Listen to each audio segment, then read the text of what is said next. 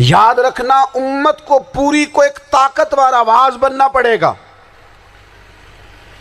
ہمیں تھوڑا تھوڑا اوپر اٹھ کے سوچنا پڑے گا.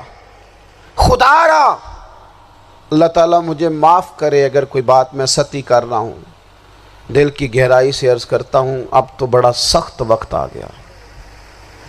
اب چونکہ اب تو کیمرے کی آنکھ آئی ہے تو وہ زخمی بچے دیکھے نہیں جاتے, وہ تڑپتی مائیں دیکھی نہیں جاتی, وہ سسکتی اور آواز دیتی بیٹیاں سنی نہیں جاتی. وہ آوازیں ایسی ہیں جیسے وہ رات کے سناٹوں میں چیخیں بن کے لوگوں کو جگایا کریں گی. خدا را کچھ جرم ایسے ہوتے ہیں جن کی سزائیں بڑی سخت ہوتی ہیں, جن کی معافی بڑی مشکل سے ہوتی. اپنے اندر جذبہ ایمانی پیدا کریں. اور میرے دوستو بستر پر بھی تو لوگ ماری جایا کرتے ہیں نا. اپنی زندگی رسول اللہ صلی اللہ علیہ وسلم کے دین کے نام کرو.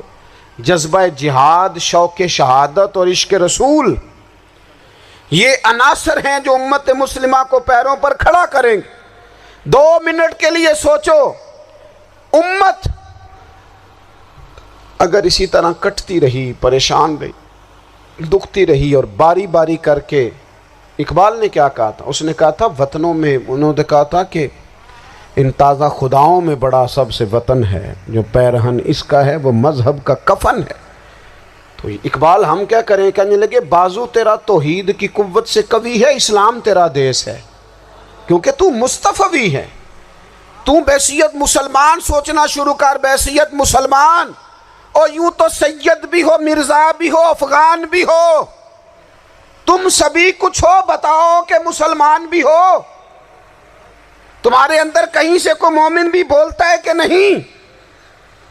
علاقائی تعصبات اور ملکی سرحدوں میں قید ہو جانے والوں, تم ایک نبی کی امت ہو. کیوں نہیں سمجھتے؟ کچھ درد دل اپنی طبیعت میں پیدا کریں. میں حکمرانوں کی بات نہیں کرتا, میں تو عام لوگوں سے ایسے تبصرے سنتا ہوں جو نہیں کرنے چاہیے. اور نہیں جی نہیں, دوسرا رخ بھی دیکھو. عام آدمی اٹھ کے, عام لوگ بھی یہ خطرناک سوچیں اور ان سے خوفناک نتائج برآمد ہوں گے. تو 3 باتیں میں نے آپ کی خدمت میں عرض کی ہیں. ایک تو کوشش کریں اپنی زندگی کے اندر کہ زندگی کو سادہ کریں. پیسہ ضرور کمائیں لیکن پیسے سے پیار نہ کرو, پیار تو مدینے والے رسول سے کرنا. دولتیں, ہرس, ہوس, طمع, ان سے باہر آؤ. اور دوسری گزارش آپ کی خدمت میں یہ عرض کی ہے, کچھ نہ کچھ دین کا کام, اور اس میں بھی شہرتوں سے بچتے ہوئے, تصویروں سے بچتے ہوئے. میں ہر محفل میں شاید کہتا ہوں میری فوٹو آ رہی ہے اور لائیو آ رہا ہے اور فلاں ہو رہا ہے, لیکن اس محفل کا خوبصورت انسان وہ ہے جو سب سے پیچھے بیٹھا ہے. وہ کسی فوٹو کے لیے نہیں آیا. اور میں ڈھیر سارے لوگ دیکھ رہا ہوں, یہ جو آگے بیٹھ جاتے ہیں بعض اوقات 5, 7, 10 لوگ, یہ بڑی تصویر سازی کرتے ہیں, لیکن جو پیچھے بیٹھے ہوتے ہیں ان کی کوئی فوٹو نہیں آتی. اور میں نے بہت سارے لوگوں کو دیکھا ہے کبھی موبائل کو ہاتھ بھی نہیں لگاتے, لیکن جن کے لیے آئے ہیں انہیں تو پتہ ہے نا کون کون آیا ہے. اور کچھ دین کے لیے کریں. اور تیسری گزارش آپ کی خدمت میں یہ ہے کہ امت بن کر بھی ضرور سوچیں اور امت کے دکھوں کا مداوع بھی کریں اور امت مسلمہ کا درد بھی اپنے سینے میں ضرور محسوس کریں. دوستو, انسان کی زندگی نفع بخش اس وقت ہوتی ہے جب وہ اللہ تعالیٰ کے احکامات پر عمل کرتا ہے. خوبصورت آدمی, پڑھا لکھا آدمی, سمجھدار آدمی, زمیندار آدمی, جائیداد والا, وہ کامیاب اس وقت ہوتا ہے جب وہ اللہ رسول کی بارگاہ میں مقبول ہوتا ہے جل شانہ وصلی اللہ تعالی علیہ وسلم. اپنا اپنا معیار ہر انسان نے بنایا ہوتا ہے کامیابی کا. کچھ لوگوں کا خیال یہ ہوتا ہے کہ بچے میرے پڑھ گئے, اپنی اپنی جگہ پہ سیٹ ہو گئے, میں اب بڑے سکون میں ہوں. کچھ کی رائے یہ ہوتی ہے کہ میں نے سب بچے بچیوں کا بیاہ کر دیا ہے, گھر میرا بن گیا ہے, اب میں بڑے آرام میں ہوں, قرار میں ہوں, سکون میں ہوں. تو اپنی اپنی رائے ہوتی ہے, لیکن حقیقت وہ ہے, اصل وہ ہے جسے اللہ کے قرآن نے بیان کیا. اللہ کریم نے فرمایا والعصر، اے محبوب علیہ السلام ہمیں آپ کے زمانہ مبارکہ کی قسم ہو، ان الانسان لفی خسر، فرمایا بے شک انسان خسارے میں، نقصان میں۔ وہ اپنے تئیں کوئی دعویٰ کر لیتا ہے، آپ دیکھتے ہیں کہ بہت سارے لوگوں کے دعوے اپنے اپنے ہوتے ہیں نا۔ کسی بھی طالب علم سے آپ پوچھیں پیپر دے کے آئے تو پیپر کیسا ہوا ہے تو کیا کہتا ہے؟ بولیے۔ جب کینڈیڈیٹ الیکشن لڑتے ہیں تو رات کو جب وہ سوتے ہیں تو سارے جیت کے ہی سوتے ہیں، ان کو سب یہی کہتے ہیں کہ لوگ سارے تیرے ساتھ ہی ہیں۔ حالات، یہ جتنے بادشاہ حکمران ہوتے ہیں ان کے بگڑنے کی بنیادی وجہ ہوتی ہے کہ یہ خوش فہمیوں میں مبتلا ہوتے ہیں۔ ہم میں سے بھی ڈھیر سارے لوگ ہیں جو خوش فہمیوں میں مبتلا ہیں۔ کچھ کہتے ہیں جناب ہماری نسبت بڑی تگڑی ہے۔ بھئی نسبت تو امام حسین سے تگڑی تو کسی کی نہیں نا، تو ساری رات نماز پڑھتے تھے، روزے رکھتے تھے، اللہ کو یاد کرتے تھے۔ آپ خالی نسبت پر بیٹھ کر عمل چھوڑ جائیں تو یہ کیسے ممکن ہے؟ تو اپنے اپنے تئیں لوگوں نے معیار کامیابی کے قائم کر لیے ہیں۔ اللہ فرماتا ہے کہ محبوب مجھے قسم ہو زمانے کی، انسان نقصان میں۔ یہ دن بدن جو وقت گزار رہا ہے تو اس کا نقصان، اس کا خسارہ، اس کا گھاٹا بڑھتا جا رہا ہے، روز نقصان میں۔ کتنا کتنا عمر کا حصہ لوگوں نے ضائع کر دیا، کتنے کتنے بہترین لوگ تھے لیکن روزی روٹی کے پیچھے وقت سارا برباد ہو گیا۔ یہ رزق حلال کے لیے دوڑ دھوپ ہو وہ تو بڑی بات ہے، لیکن تکبر کے لیے اور خواہشات، بیجا خواہشات کی تکمیل کے لیے، ایک دوسرے سے آگے بڑھنے کے لیے بڑا وقت ضائع کیا لوگوں نے۔ اچھا کوئی بھی نہیں جیتا، خاندانوں میں بھی کوئی نہیں جیتا، برادریوں میں بھی کوئی نہیں جیتا، پر لڑائی ساری زندگی کی ہے، میں نے آگے گزرنا، میں نے آگے، حالانکہ کوئی کسی کو جیتنے دیتا ہی نہیں۔ تو اپنے اپنے تئیں لوگوں نے معیار قائم کیے کامیابی کے۔ اللہ فرماتے ہیں بے شک انسان نقصان میں ہے، لیکن جس میں 4 خوبیاں پائی جائیں، ادھر دیکھو میری طرف، جس میں 4 خوبیاں پائی جائیں، اللہ کا قرآن کہتا ہے وہ بندہ کامیاب ہو جاتا ہے۔ 4 خوبیاں اس کے اندر ہو۔ کون کون سی؟ الا الذین آمنوا، سب نقصان میں نہیں سوائے ان لوگوں کے جو ایمان لائے۔ سب سے پہلے کیا کرے؟ ایمان ہو اس کے پاس، مضبوط ایمان، وعملوا الصالحات، اور ایمان بھی لائے اور نیک کام بھی کرے، اور صرف نیک کام نہ کرے، وَتَوَاصَوْا بِالْحَقِّ، لوگوں کو حق بات کی نصیحت بھی کرے۔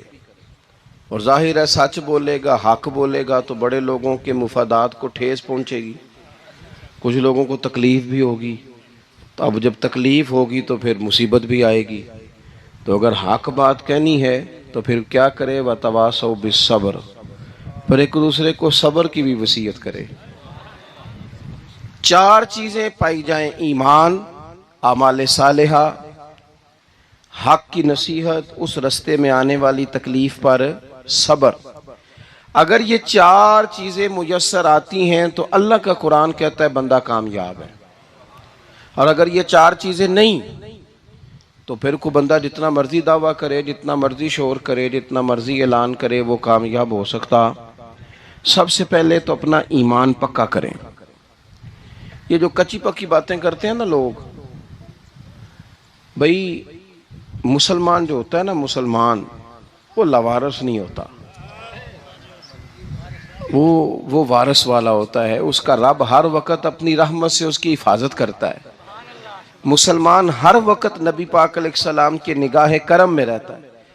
اسے کمزور باتیں نہیں کرنی چاہیے کہ میرے کو پیچھے چڑھ گیا تو پتہ نہیں کیا ہو جائے گا، برادری مخالف ہو گئی تو پتہ نہیں کیا ہو جائے گا، سچ بول دوں گا تو لوگ پتہ نہیں مجھے مار دیں گے، ایسا ہو نہیں سکتا۔ چھری حضرت ابراہیم چلائیں بھی نا تو حضرت اسماعیل کے حلق پہ چلنا اس نے تب بھی ہے جب اللہ حکم کرے گا، تو اللہ کی حکمت ہوگی، حکمت الہی ہوتی ہے تو کوئی کام ہوتا ہے، ورنہ ہوتا۔ تو اپنی طبیعت میں مضبوط ایمان، توکل، اللہ پہ بھروسہ، مضبوطی افکار کی، کچی باتیں نہیں۔ جو لوگ کمزور ذہن رکھتے ہیں ساری زندگی فیصلہ ہی نہیں ہوتا کوئی، ڈرتے رہتے ہیں، سہمے سہمے وقت گزارتے ہیں. اپنے آپ کو فکری، یہ جو ایمان ہوتا ہے یہ بندے کو طاقتور کرتا ہے، بندہ مضبوط ہو جاتا ہے. مجھے بتائیے نا، جب ایمان پکا ہو کہ روزی دینے والا اللہ ہے تو پھر بندہ کسی مالدار آدمی کے پیچھے کبھی بھاگتا ہے؟ کبھی کسی بڑے آدمی سے ڈرتا ہے؟ جب اسے پتا ہو کہ عزت اور ذلت اللہ کے دست قدرت میں ہے، پھر وہ سیاستیں، سازشیں، یہ کام کرتا ہے. تو پہلے تو مضبوطی ایمان درکار ہے ہماری بچوں کے اندر، ہمارے مزاجوں کے اندر. جب تک وہ مضبوطی ایمان، حضرت مولا علی شیر خدا کرم اللہ تعالی وجہہ الکریم ایک دفعہ بڑے علیل ہو گئے تھے، کمزوری آ جاتی ہے، بندہ بیمار ہو جاتا ہے. تو ہمارے ہاں بیمار لوگ بعض اوقات ایسا جملہ بولتے ہیں جو کفر کے زمرے میں چلا جاتا ہے. آپ پریشان ضرور ہیں، تکلیف میں ضرور ہیں، لیکن آپ بات وہی کریں گے جو شریعت اجازت دیتی ہے. حضرت علی شیر خدا شدید علیل تھے. ایک صحابی تیمارداری کرنے گئے تو حضرت مولا علی کا چہرہ دیکھ کے پریشان ہو گئے، کہنے لگے آپ تو بڑے سخت علیل ہیں، اللہ خیر کرے، اللہ تعالیٰ آپ کو صحت دے. تو حضرت علی کہنے لگے تو فکر نہ کر، مجھے اس بیماری سے کچھ بھی نہیں ہوگا. نے کہا کیوں؟ فرمانے لگے مجھے نبی پاک علیہ السلام نے فرمایا تھا علی اس وقت دنیا سے جاؤ گے جب داڑھی خون سے رنگین ہو جائے گی، تو اس کا مطلب ہے میں خنجر کے وار کے ساتھ شہید کیا جاؤں گا، میں بیماری سے دنیا میں نہیں جاؤں گا، میں یہ بیماری سے مجھے کچھ بھی نہیں ہوگا، اللہ مجھے شفا دے دے گا. چونکہ حضور نے فرمایا تے ساڈے نبی دی زبان ساڈے واسطے قرآن.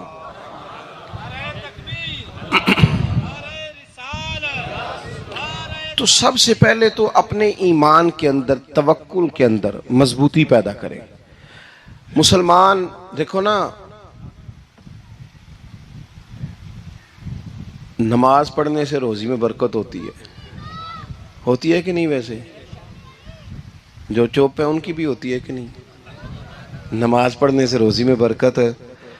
تو پھر اس کا مطلب یہ ہے کہ جب ٹائم آئے نا نماز کا تو گاہک جتنے مرضی کھڑے ہوں پھر دکان بند کرنی چاہیے، پھر نماز پڑھنی چاہیے، کیونکہ روزی تو اللہ نے دینی ہے، گاہکوں نے تو دینی. تو سب سے پہلے ضروری ہے مضبوطی ایمان. میری طرف دیکھیں جی، آپ ویڈیو ضرور بنائیں پر میری طرف بھی تو دیکھیں نا جی، اللہ آپ کو خوش رکھے. موبائل اللہ تو مہنگے مہنگے دے وے پر ساری دیڑی یہ کام تری نہ کروں. آپ بنائیں ضرور، میں ویڈیو بنانے سے منع نہیں کرتا، سارے بنائیں بے شک، پر دیکھیں میری طرف، میری بات پر غور کریں. دوستو، مضبوطی ایمان، توکل، اللہ کی ذات پر بھروسہ. آپ کبھی میدان کربلا کا پورا نقشہ اپنے سامنے رکھیں نا، پورا نقشہ. دو چیزیں ہیں، امام حسین کو نظر آ رہا ہے اب شہادت ہو جائے گی، اتنی بڑی فوج آئی ہے، خدا کی حکمت کے تقاضے سمجھ میں آ رہے ہیں، حالات کیا ہوں گے سمجھ آ رہی، پر ایک لمحے کے لیے بھی ان کا توکل کمزور نہیں ہوا. اپنے رب پر جو مضبوط بھروسہ ہے، مضبوط. سیدہ طیبہ طاہرہ حضرت فاطمہ الزہرا رضی اللہ تعالی عنہا نا اونٹ کے بالوں کی بنی ہوئی چادر اوڑھ کر چکی پیس رہی تھی. یہاں بیویاں بڑا روتی ہیں، غریبی بڑی ہے، بڑی غریبی ہے. حالانکہ اب کون بندہ پیبند والے کپڑے پہنتا ہے جی، دور ہی گزر گیا. اب تو بڑی مشکل سے وہ لوگ ملتے ہیں جو جوتا ٹوٹ جائے تو گانٹھ کے پہنے، ورنہ تو نئے جوتے آ جاتے ہیں. حضرت سیدہ پاک اونٹ کے بالوں کی بنی ہوئی چادر اوڑھ کے چکی پیس رہی تھی. نبی پاک صلی اللہ علیہ وسلم نے دیکھا، آنکھوں میں آنسو ضرور آئے، پر محبوب نے فرمایا فاطمہ دنیا میں تھوڑی سی تکلیف برداشت کرو، قیامت کی ساری عزتیں اللہ آپ کو ہی عطا فرمائے گا. تو توکل کی مضبوطی، اللہ کی ذات پر بھروسہ، اپنے رب کریم کے ساتھ امیدوں کا وابستہ کرنا، اس سے مضبوطی آئے. دوسرا فرمایا وَعَمِلُوا الصَّالِحَاتِ، بہترین عمل کیا جائے زندگی میں، نیک اعمال کیے جائے، وقت ضائع نہ کیا جائے. ہر وقت کوئی نہ کوئی کام بندہ کرتا رہے. یہاں بہت سارے لوگ ہیں جن کو لوگ نیک کہنا شروع کر دیتے ہیں نا، وہ سمجھ لیتے ہیں شاید ہم سچی مچی نیک ہیں. لوگ جو کہتے ہیں حضرت صاحب قبلہ، پیر صاحب قبلہ، میں یہ طالب علموں کو، دوستوں کو، بلکہ اپنے آپ کو بھی کئی دفعہ کہتا رہتا ہوں، اپنے آپ کو سمجھاتا ہوں کہ یہ لوگ تجھے کہہ رہے ہیں حضرت صاحب، یہ تو رات کو تو اپنے آپ سے پوچھنا، اپنے رب سے پوچھ. کبھی موقع ملے تو اپنی گریبان میں جھانک، غور کر کے تیری کیفیت کیا ہے. تنہائی میں تیرا دل اللہ سے جڑتا ہے کہ نہیں؟ عبادت میں دل لگتا ہے کہ نہیں؟ خدا کا خوف دل میں رہتا ہے کہ نہیں؟ غریب کی محبت، عزیزوں قربت والوں کا احساس طبیعت میں موجود رہتا ہے کہ نہیں؟ ویسے تو میرا مطلب ہے، لوگ کہہ دیتے ہیں حاجی صاحب آپ بڑے سخی ہیں، تو اس سے تو نہیں نا بندے نے سخی ہونا. سخی تو تب ہونا ہے جب اللہ کی بارگاہ میں مقبول ہوگا. اعمال صالحہ، نیک کام، اور وہ کرتا رہے بندہ، کوئی بھی کام اسے نیکی کا مل جائے نا. دیکھو نبی پاک صلی اللہ تعالی علیہ وسلم نے فرمایا نیکی کو کبھی حقیر نہیں سمجھنا، کبھی حقارت سے نہیں نیکی کرنی کہ یہ بڑی چھوٹی ہے تو میں اس کو کروں. اب فرمایا کبھی حقیر نہ سمجھنا، نیکی کا کام جو بھی ملے کر دینا. فرمایا اگر بھائی سے مسکرا کے ملو گے بھی نا تو اس پر بھی اللہ تمہیں صدقے کا ثواب عطا کرے گا. ہم تو اس دین سے کے ماننے والے ہیں جو کہتے ہیں تو گلی سے روڑا اٹھا دے، کانٹا اٹھا دے، کسی کی تکلیف دور کر دے، کسی اس پر گنجائش کر دے، کسی کے لیے آسانی کر دے. جو بھی خیر کا کام میسر آئے پورے دن میں اسے چھوڑے نہیں. صبح گھر سے نکلیں، وہ ایک صحابی تھے، غالباً تابعی تھے، تو بازار جاتے اپنے غلام کے ساتھ تو سارا بازار گھوم کے واپس آ گئے. خادم نے کہا جناب کو نہ کوئی خریدا نہ کچھ بیچا. تو آپ سارا بازار گھوم کے آ گئے. فرمانے لگے تیرا کیا خیال ہے؟ میں نے کچھ بھی نہیں کیا. کہا جناب پھر کیا کیا ہے؟ فرمانے لگے تم نے دیکھا ہے جو بندہ بھی گزرا ہے میں نے اس کو کہا السلام علیکم. تو کتنی کو نیکیاں میں جمع کر کے آ گیا ہوں. کوئی خیر جو میسر آئے. ہم سمجھتے ہیں کہ شاید کوئی کروڑ کو روپیہ ہوگا تو پوری مسجد بناؤں گا تو پھر میں نے نیکی کر دی ہے. شاید جناب میں، حالانکہ یہ چھوٹے چھوٹے کام ہیں نا، چھوٹے چھوٹے کام، ان سے تو ان کی تو زیادہ ضرورت ہوتی ہے، ان کی تو زیادہ حاجت ہوتی ہے. کوئی آپ رستے میں گزر رہے ہیں تو نیچے کوئی کھڈا بنا ہوا ہے تو اس پر ہم کیا کرتے ہیں؟ گاڑی میں بیٹھ کے تبصرہ کرتے ہیں اے روڈ کھورے کدوں بننا ہے. بھئی یہ کھڈا ہے نا تو آپ نیچے اترے نا تو آپ دھابڑا لیں نا، کئی پکڑے نا، یہ تو 5 منٹ کا کام ہے. یہاں آسانی کر دیں نا، آپ اس میں گنجائش کر دیں. حضور سید عالم علیہ السلام نے فرمایا، امام راضی نے حدیث لکھی ہے، قیامت کے دن ایک بندے کو اللہ معاف کرے گا تو مالک وہ بندہ عرض کرے گا یا اللہ میں تو بڑا گناہگار ہوں، کس وجہ سے معافی ہوئی؟ فرمایا رات کے وقت تو گزر رہا تھا، تیرے پیر سے روڑا ٹکرایا تھا اور تو نے اٹھایا ادھر ادھر دیکھ کے کہ کوئی اللہ کے کسی بندے کو تکلیف نہ ہو جائے. کہ مالک ہو وہ تو میں نے زمانہ بیت گیا، کوئی اتنی بڑی بات بھی نہیں سمجھی. تو رب کریم نے فرمایا تو رات کے اندھیروں میں بھی میرے بندوں کا خیال رکھتا تھا تو میں تیرا خیال نہ کروں؟ کوئی عمل ہمارے ہاں لوگ کوئی کام نہیں کرتے، بالکل نہیں، کوئی کام نہیں، نہ بڑے نہ چھوٹے نہ سمجھدار نہ ان پڑھ، کچھ بھی نہیں. نشستن گفتن برخاستن، بیٹھو راج کے گپے مارو، تبصرے کرو فلانا کچھ نہیں کر رہا، فلانا کچھ نہیں کر رہا، اس کے بعد اٹھ کے چلے جاؤ. کچھ کریں. وعملوا الصالحات، نیکیاں جمع کریں زندگی میں، خزانہ بنائیں، خزانہ. اپنی ڈیوٹیاں اپنی ذمہ داریاں پوری کریں، ہر وقت کام، ہر وقت ذمہ داری، ہر وقت ڈیوٹی. دیکھیں نا امام حسن اور حسین، ان کی آپ کبھی زندگی کا مطالعہ کریں. فرض نماز کے علاوہ 100 رکعت نماز نفل روز پڑھنی ہے. پتہ کرنا ہے غریب کہاں کہاں ہیں، ان کا خیال رکھنا ہے، اور نیرے پیسے نہیں دینے. ہمارے لوگ غریبوں کو پیسے ضرور دیتے ہیں، عزت نہیں دیتے. ان کو 4 پیسے کی مدد ضرور کر دیتے ہیں پر عزت نفس کا خیال نہیں رکھتے. امام زین العابدین رضی اللہ تعالیٰ عنہ فرماتے ہیں گزر رہے تھے، آپ دیکھیں نا امام غزالی حدیث لائے ہیں کہ بندہ اور کچھ نہ کرے، کسی مومن کا دل راضی کر دے تو اللہ 60 سال کی نفلی عبادت کا ثواب عطا کرتا ہے. دل بدستاور کے حج اکبر است، از ہزارہ کعبہ یک دل بہتر است. کسی کا دل خوش کر دینا، اس کو راحت دے دینا، اس کو قرار دے دینا، اس کے لیے کوئی ایسا سامان کر دینا کہ بندہ مطمئن ہو جائے، سکون ہو جائے. یہ ہمارے ہاں جو لوگ ہوتے ہیں نا، سرکاری ملازمین، ڈیوٹیوں والے، ان کی طبیعتوں میں تلخی ہوتی ہے. یہ اگر صرف پیار کرنے لگ جائے نا. میں کچھ میڈیکل سے وابستہ لوگ میرے احباب میں سے ہیں، تو میں ان سے کہتا ہوں کہ شفا تو اللہ نے دینی ہے، چلو تم دوائی تو آج کے دیا کرو نا، تم آنے والے کی بات تو توجہ سے سنو. وہ بیچارہ اپنی بات، ہمارے ایک بزرگ تھے تو تعویذ لکھا کرتے تھے، بڑے عالم تھے. مجھے کچھ تھوڑی سی نا میرے دل میں ان کے بارے میں خفگی رہتی تھی کہ آپ اتنے بڑے عالم ہیں، آپ کتاب لکھیں، آپ تعویذ لکھ رہے ہیں، اور پھر لوگوں نے کمائی کرنی ہوتی ہے، آپ تو مفت دیتے ہیں سارا کچھ. اتنی لمبی ڈیوٹی، سارا دن بیٹھے رہتے ہیں آپ اور لکھتے تعویذ ہیں، پڑھائیں آپ. میں نے ایک دن ان سے گزارش کی، میں نے کہا شیخ آپ بڑے آدمی ہیں، جن لوگوں کو اللہ نے رسوخ فی العلم عطا فرمایا ہوتا ہے ان میں سے آپ ہیں. اللہ نے آپ کو پختگی دی ہے علم میں، شعوری عالم ہیں آپ، سارا دن تعویذ. فرمانے لگے یار میں تعویذ نہیں لکھتا، اصل مسئلہ یہ ہے کہ جو تعویذ لینے آتا ہے وہ اپنا سارا دکھ سناتا ہے. تو میں تعویذ نہیں لکھتا، میں نا بس لوگوں کے کلیجے ٹھنڈے کرتا ہوں. میں کسی کا، اب تو بچوں کے پاس ٹائم ہی نہیں، وہ تو ابا کا دکھ نہیں سنتے، بالکل نہیں. وہ تو ڈھونڈتے ہیں کوئی کونا ملے تو جا کے موبائل دیکھیں، وہ تو بیٹھتے ہی نہیں. اماں کہہ رہی ہوتی ہے کہ پتر کو 10 منٹ میرے پاس بھی بیٹھا کر، لیکن پتر مصروف بڑا ہے، ویڈیو چڑھانی ہے اس نے، ٹک ٹاک بنانا ہے اس نے نئی تصویر چڑھانی ہے. ہم الجھ گئے. یہ چیزیں انسان کو نفسیاتی طور پر کمزور کر دیتی ہیں. جو لوگ زیادہ یہ کام کرتے ہیں ان کے حافظے کمزور ہو جاتے ہیں، وہ الجھ جاتے ہیں، انہیں پتہ نہیں ہوتا رات میں نے کیا کہا تھا، صبح میں کیا کہہ رہا ہوں. ہر وقت نہیں، ضرورت کے وقت، ہر ٹائم نہیں، مخصوص اوقات میں.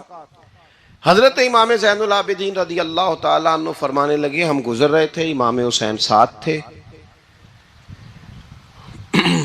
تو رستے میں نا کچھ غربا، غریب لوگ بیٹھ کے کھانا کھا رہے تھے. کہتے ہیں ہماری ان پر نظر پڑی تو انہوں نے حضرت امام حسین رضی اللہ تعالیٰ عنہ سے کہا حضور آئیے، تشریف لائیے، کھانا کھائیے.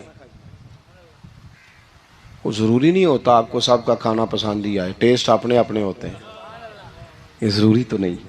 کھانا پسند نہ بھی آئے تو دل تو پھر بھی راضی رکھنا چاہیے نا. قربان جائیں، نبی پاک نے کس طرح ہماری تربیت کی. حضرت عائشہ صدیقہ رضی اللہ تعالیٰ عنہ فرماتی ہیں کریم محبوب کا میں ہر روز لوگوں کو معاف کر کے سویا کریں. پہلے تو اس طرح کا کوئی کام ہی نہ کریں. ایک شخص نے جملہ کہا تھا، لکھا تھا، کمال لکھا تھا. اس نے کہا تھا کبھی ایسا کوئی کام نہ کرنا کہ کوئی تمہاری وجہ سے جا کے رب کے سامنے رونا شروع کر دے. ایسا کوئی کام نہ کرنا کہ کوئی بندہ تمہاری شکایتیں اللہ رسول کو لگائے. اس طرح کا کبھی کام نہ کرے کہ وہ تڑپ اٹھے اور کہے اب تمہارا شکوہ میں نے وہیں کرنا ہے. کچھ لوگوں کی شکایتیں کرنی پڑتی ہیں، اللہ رسول کی بارگاہ میں بھی، اپنے مشائخ کی بارگاہ میں کر دیتے ہیں. بعض اوقات انسان وہ بے بسی کے عالم میں کرے یا بہت زیادہ تکلیف اسے سہنی پڑے تو تب کرے، ہو جاتا ہے. تو ایک تو ایسا کریں نا، اور کوشش کریں لوگوں کو معاف کر دیں، اپنے دل سے چیزیں نکال دیں. ہم معافی نہیں دیتے، کبھی کبھی صلح تو کر لیتے، صلح ہو جاتی ہے. پنچایت میں صلح ہو گئی، پھر لڑائی ہوئی، پھر بات شروع سے شروع ہو گئی کیونکہ ہم نے معافی، پھر وہ بات شروع ہو گئی 1955 سے. تو بھی آکھیا سی، تو بھی کیتا سی، وہ بننے والی گل یاد ہی، او بس کر یار، کچھ بھولے بھی تو. بچے پتہ کیوں خوش رہتے ہیں؟ آگے پتہ ہے بچے کیوں خوش رہتے ہیں؟ بچوں کو بات بھول جاتی ہے. اس لیے بچے، اماں نے ادھر 2 تھپڑ مارے 3-4 منٹ پہلے، اور اگلے 5 منٹ میں اماں نے پھر ماتھے کا بوسہ لیا تو بھول گئی بات. اللہ کرے کوئی تھوڑے تھوڑے بچے بھی بن جائیں. یہ جو بہتے سیانے ہیں نا، ان کا بھی اللہ ہی حافظ ہے، عقل زیادہ آ گئی ہے نا. اس لیے اقبال جیسے لوگوں نے کہا تھا خیرت کی گتھیاں سلجھا چکا ہوں، یا رب مجھے صاحب جنوں کر دے، صاحب جنوں کر دے، صاحب اللہ کوئی تھوڑا سا مجھے مجنون بھی بنا. یہ زیادہ عقل تو کسی کام کی رہی نہیں، پاگل کر دی، پاگل کر دی. بہت سارے لوگ ایسے ہیں زیادہ سمجھدار ہوتے ہیں، لہذا معافی دینے کو تیار ہے. معافی دیں. جب کوئی معافی کا مطالبہ کرے تو اسے معافی. سب سے مشکل کام ہوتا ہے लंबी लिस्ट वाले दुश्मन को माफ करना। लिस्ट जिसकी लंबी हो ना गलतियों की, एक आध गलती तो माफी हो जाती है। कुछ लोगों की लिस्ट भी बड़े कुछ आदि मुजरम भी होते हैं, लिस्ट लंबी होती है, उनको माफी देना भी थोड़ा सा मुश्किल होता है। लेकिन कमाल भी ये है कि जिसकी लिस्ट लंबी हो उसे यक जुम्बश कलम बंदा माफ कर दे। को छुट्टी हो गई, जा तुझे माफ किया। और ये हमें क्यों करना चाहिए कि मेरा रब भी ऐसे करता है, मेरा रब भी ऐसे, वो गिनवाता तो नहीं ना, ये भी किया, ये भी किया, ये भी किया। हुजूर फरमाते हैं, जरा सुनना हदीस, हुजूर फरमाते हैं कुछ लोगों पे अल्लाह करम की चादर डाल के ना क़यामत वाले दिन, यहां भी उसने पर्दा रखा था तो वहां भी करम की चादर उन पे डलेगी। तो अल्लाह फरमाएगा ये गुनाह किए, तो छोटे छोटे गुनाह उसके गिनवाए जाएंगे। ये वर्त अब वो डरेगा, चूंकि पता तो सारा है ना सरदार नु कीतियां दा, अब वो डरेगा। छोटे छोटे गुनाह उसके गिन, तो उसका ख्याल है बड़े बड़े भी ना सामने आ जाए। छोटी छोटी गलतियां उसकी गिनवाई जा रही हैं, जो डर रहा है, कांप रहा है। कुर्बान जाए नबी पाक के लफ्जों पे। कुछ गल्लां अजइयां ने कुरान पाक च, अजइयां ने, ये ना मेरी दादी कहा करती थी, मेरी अम्मा कहा करती थी, ए कुछ काम अजय ने। कुछ गल्लां अजइयां ने कि उत्थे दिल करदा सफा बंद हो जाना है ते माफी हो जानी, यानी खत्म है ये बात, इससे आगे किसी ने सवाल पूछना ही नहीं। छोटे छोटे गुनाहों का अल्लाह तज़किरा फरमाए, ये किया, ये किया, ये किया, या अल्लाह हो गया। अब बंदा डर रहा है कि बड़े बड़े भी सामने आ जाएंगे, लेकिन छोटे गुनाहों पे ही फुल स्टॉप लगा के ना, तो रब फरमाएगा ये जो तेरे गुनाह है ना, इसके बदले तुझे नेकियां दी जा रही हैं। तूने सच्ची तौबा की थी तो इन गुनाहों को बदल के नेकियां बनाया जा रही हैं। पहले डर रहा था, हुजूर फरमाते हैं, अब फटाफट बोल पड़ा, कहने लगा या अल्लाह मैंने तो बड़े बड़े भी किए हैं। यानी अगर छोटों की नेकियां बन गई है तो वो पाप की तरह बड़े बड़े वो मेरे किधर हैं। करीम ये बात कर रहे हैं और सहाबा रो रहे हैं, मैंने तो बड़े बड़े भी किए हैं, बड़े बड़े किधर हैं। अल्लाह ताला बंदों को माफ फरमाता है, रब अपने बंदों को वो माफ करता है। अगर अल्लाह माफ न करे तो जितने जुर्म हमारे रब को हमारा पता है। बताओ, सवेरे रोटी मिले, सांस मिले, शऊर कायम रहे, जब मालिक इतना माफ करता है तो हम उसके बंदों को क्यों नहीं माफ करते? कर दे माफ। और कुछ लोग ऐसे होते हैं जिनसे उम्मीद नहीं होती, अपने होते हैं कि ये वाला जुमला, और बंदा कहता है यार तुझे तो नहीं ना कहना चाहिए था, कोई और कहता मुझे। कहते हैं, ये ना समझें कि लोग कहते नहीं, कहने वाले, ये बात ही आप छोड़ दें कि कोई आपको कुछ कहेगा नहीं, ये छोड़ दें। मखलूक तो इस तरह की बात ढूंढ के लाती है कि इंसान परेशान हो जाता है कि यार मैं ये कर सकता था, मैंने किया नहीं, और जो मैंने किया नहीं वो तूने मेरे खाते डाल दिया है। दो लोग बैठे थे ना हरम मक्का में, एक साहब कह रहे थे कि मेरे ऊपर बदर में जो कत्ल हो गए कुफार, उनका जिक्र चल रहा था, तो दोनों गुफ्तगू कर रहे थे, बदर में हमारे इतने लोग मुसलमानों ने मार दिए। तो एक उनमें कहने लगे कि अगर मेरे ऊपर कर्ज ना होता और मेरे छोटे छोटे बच्चे ना होते तो मैं तो तलवार लेके जाता और मदीना शरीफ जाके माज़अल्लाह बदला ले आता। दूसरा कहने लगा, मैं देता हूं ना तेरे बच्चों का खर्चा भी और मैं तेरा कर्जा भी उतारता हूं, तू जा। उसने कहा पक्की बात है? कहा हाँ, कर्जा भी मैं उतार दूंगा, तेरे बच्चों का खर्च भी उठाऊंगा, तू जा। उसने खंजर तैयार किया, तलवार तैयार की, घोड़े पे बैठा, गले में वो तलवार उसने अपने डाली और मदीना शरीफ आ गया। इत्तेफाक की बात यह कि मुलाकात हजरत उमर से हुई। जनाब उमर कहने लगे मुझे तेरी नीयत ठीक नहीं लगती, पकड़ा किधर आए हो? कहने लगा मैं तो बदर के कैदियों के बारे में बात करने आया। फरमाया तलवार लेके चल, तुझे हुजूर के पास लेके जाता हूं। नबी करीम की बारगाह में ले गए तो हुजूर फरमाने लगे कैसे आए हो, कैसे आना हुआ? कहने लगे जी मैं तो बदर के जो कैदी आपके पास है उनकी बात करने आया था। तो हुजूर फरमाने लगे चल फिर बाकी की मैं सुनाऊं।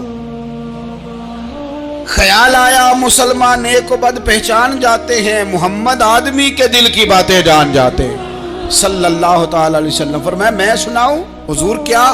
फरमाया तुम और फलां बिन फलां वहां बैठे हुए थे ना हरम मक्का में, फलां पहाड़ के साथ टेक लगा के, और तुमने ये कहा था ना कि कर्जा ना होता, बच्चे छोटे ना होते तो बद्र के मकतूलीन का मैं बदला लेता।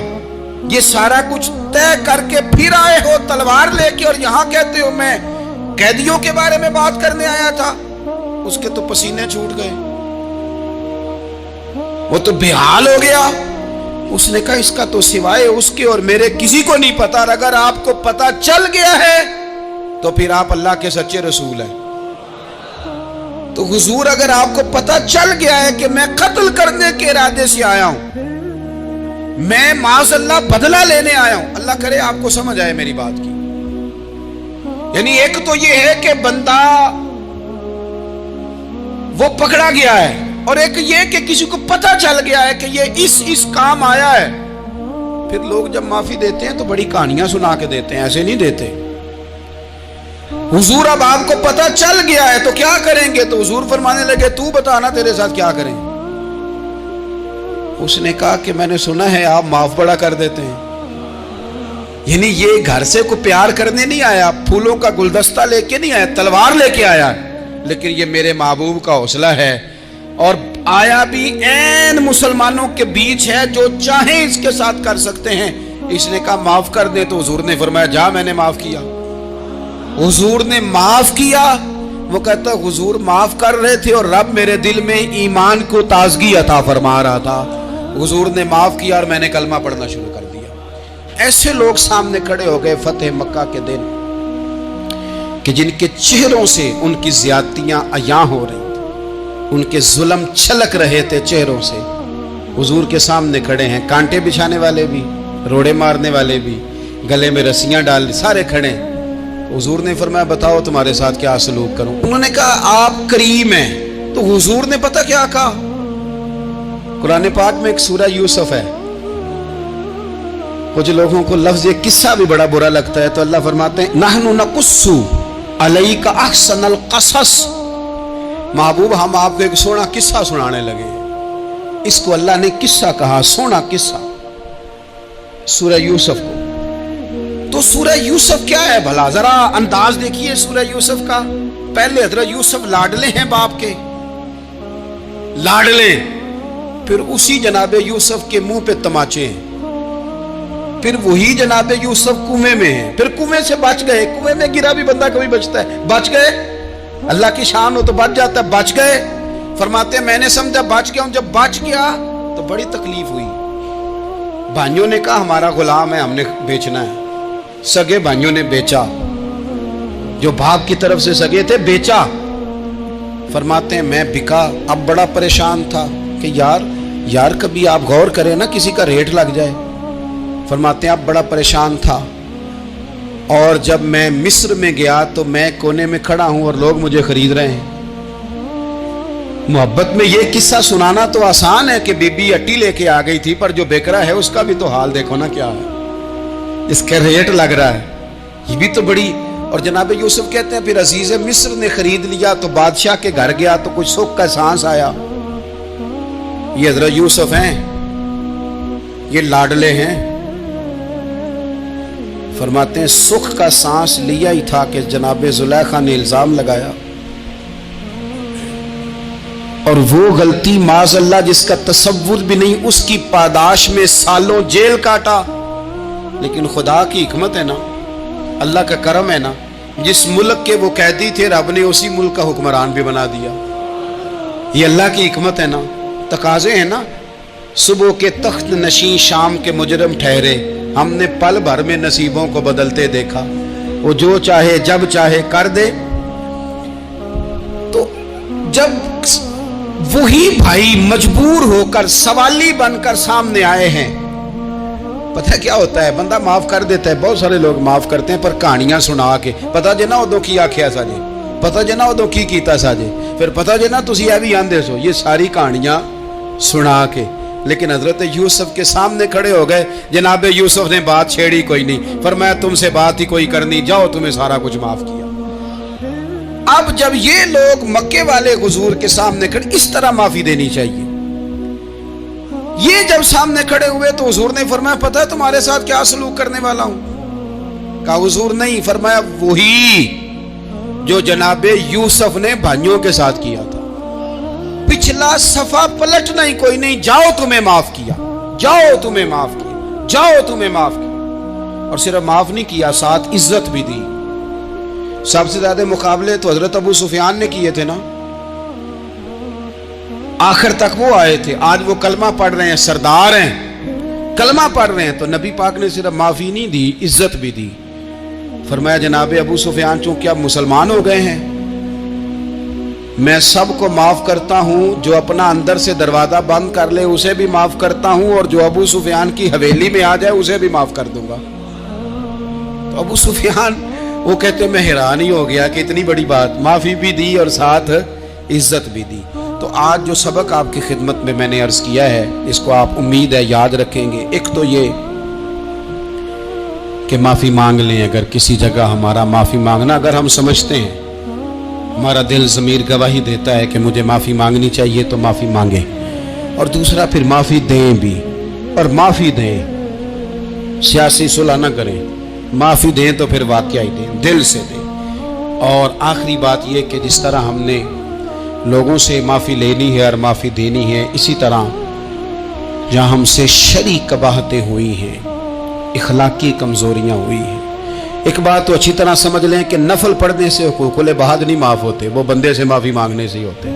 ساری رات کو بندہ تسبیح پڑھے اور کہے کہ میں نے اماں کی نافرمانی کیا تو معافی ہو جائے گی، نہیں، وہ اماں ہی معاف کرے گی تو معافی ہوگی، وہ ابا ہی معاف کرے گا تو پھر ہی معافی ہوگی. میں پرسنلی بعض چیزوں کو نوٹ کرتا ہوں اور مجھے ان کا بڑا خیال رہتا ہے. میں محسوس کرتا ہوں کہ نہ چاہتے ہوئے بھی ہمارے رویے سے بعض لوگوں کو تکلیف ہوتی ہے، نہ چاہتے ہوئے. تو حقوق العباد کے مسئلے میں ہم زیادہ کمزور ہو جاتے ہیں. آج یہ سوچنا ہے کہ وہ جو میری ذمہ داریاں ہیں، جو شریعت نے، دین نے، اسلام نے، اور کچھ میں نے خود کہیں شاگرد بن کر، کہیں ارادت مند بن کر، کسی جماعت کا ممبر بن کر، کسی مسجد کی ذمہ داری لے کر، کسی ویلفیئر کام کی ذمہ داری لے کر، کسی غریب کی ذمہ داری لے کر، کسی مزدور کی ذمہ داری لے کر، جو میں نے اپنے اوپر خود چیزیں ضروری قرار دے لی ہیں، میں ان میں کہاں تک کامیاب ہو سکا ہوں. اپنی ذمہ داریوں کا حضرت معاویہ بن خدیج رضی اللہ تعالیٰ عنہ ایک صحابی ہیں، وہ فرماتے ہیں کہ مجھے حضرت عمر نے کہیں بھیجا تھا جہاد کے لیے، تو میں وہ کامیابی کی خبر لے کر دوپہر کو لوٹا. تو عرب شریف کے اندر چونکہ گرمی زیادہ ہوتی ہے، میں نے مناسب نہیں سمجھا کہ میں حضرت عمر کو دوپہر کو جگا کے خبر دوں کہ حضور بے فکر ہو جائیں، اللہ نے کامیابی دے دی. میں نے شام ہونے کا انتظار کیا. یہ ان کے اچھے اخلاق کی علامت. اعلیٰ ظرفی کی بات بتا رہے ہیں، کہتے میں نے شام ہونے کا انتظار کیا. مغرب کے وقت یا عصر کے وقت میری ملاقات ہوئی، تو میں نے حضرت عمر سے کہا کہ حضور الحمدللہ اللہ نے کامیابی دے دی، جس مہم پہ آپ نے بھیجا تھا وہ اللہ کے فضل سے اس مہم سے کامیابی ہو گئی. تو حضرت عمر فرمانے لگے دیر سے کیوں آئے؟ مجھے تو امید تھی کہ تم سرے دوپہر آ جاؤ گے. میں نے کہا حضور میں دوپہر کو ہی گیا تھا، دوپہر کو ہی گیا تھا، پر سوچا کہ آپ آرام میں ہوں گے. کیا جواب ہے، اور کیا اس جواب کے اندر بہت سارے لوگوں کی ترجمانی ہے. حضرت عمر فرمانے لگے آرام کرتا تھا میں، پر وہ دور گزر گیا. اب تم دوپہر کی بات کرتے ہو، اب تو رات کو بھی کم ملتا ہے. وہ تھا ایک دور. اب جب اپنے ذمے خود ذمہ داریاں زیادہ لے لی، اب کیا پتا کہ کوئی کہاں سے چل پڑا ہے تجھے ملنے کو. وہ دور گزر گیا جب تو سوتا تھا، من چاہی زندگی بتاتا تھا. اب تو نے خود یہ فیصلہ کیا ہے. اب تو میں بھائی تم دوپہر کی بات کرتے ہو، میں تو رات کو بھی گشت کرتا ہوں کہ کوئی ضرورت مند تو نہیں، کوئی حاجت مند تو نہیں. تو جو ہمارے ذمہ داریاں ہیں ان میں نازک حد تک امام بہقی روایت لائے ہیں.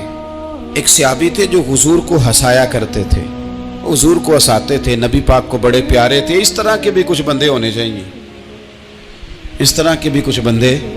صحابہ کرام علیہم رضوان فرماتے ہیں جب حضور غم امت میں پریشان ہوتے تھے تو ہم منتظر ہوتے تھے کہ کبھی وہ ہنسانے والا آج آ جائے نا، دو چار باتیں ایسی کر جائے نا ہنسانے والی، تو معاملہ ٹھیک ہو جائے. کچھ لوگ ایسے ہوتے ہیں جن کو دیکھ کے ہی چہرے پر تازگی آ جاتی، مثل تعویذ ہوتے ہیں نا کچھ لوگ، وہ جب بھی ملتے ہیں شفا ہوتی ہے.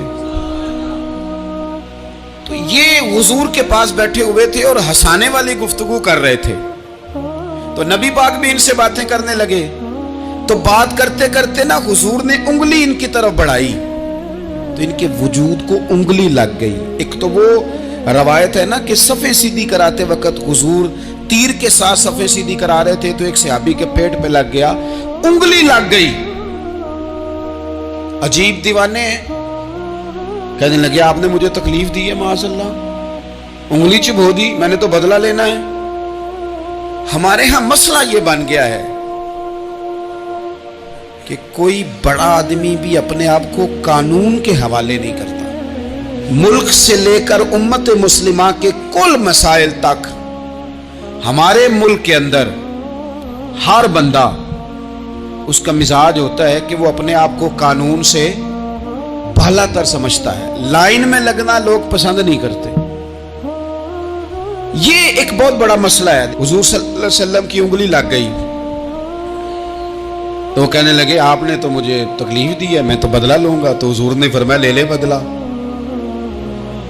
اپنے آپ کو قانون کے حوالے بڑا آدمی جب کرتا ہے تو قانون کی عزت بڑھتی ہے, قانون کا وقار بڑھتا ہے, سوسائٹی کے اندر پھر طاقتور قانون ہو جاتا ہے.